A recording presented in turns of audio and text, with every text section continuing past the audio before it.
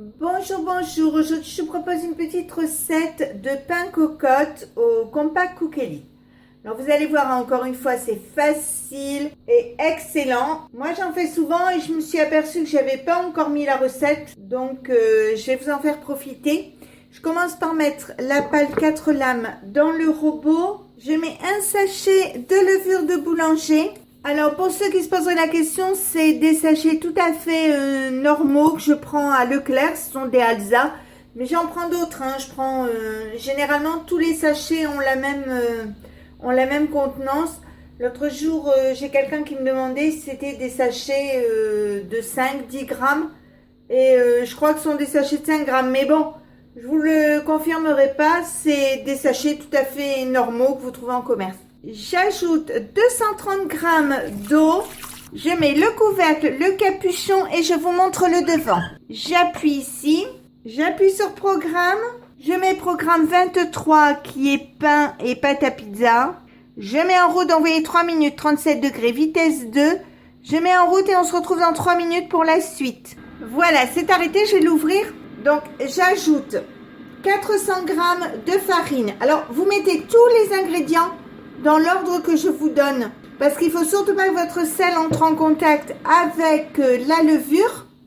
Donc il faut les mettre dans ce sens-là. Je mets une cuillère à café comme ceci de sucre en poudre.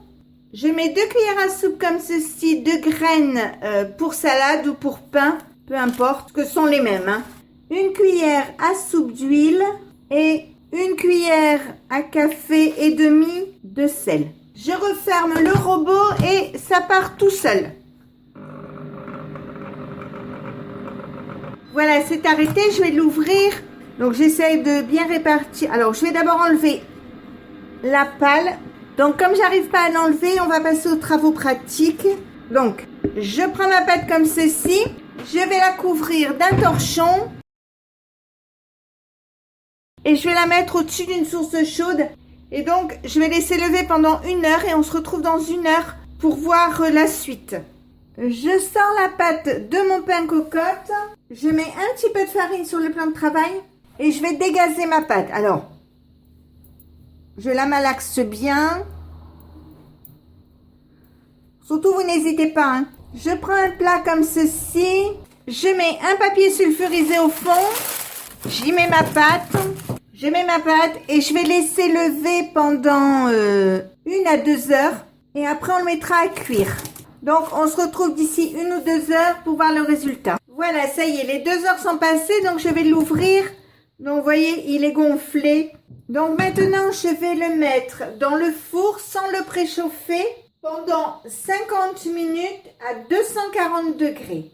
Donc, je le fais cuire et je vous montre après le résultat.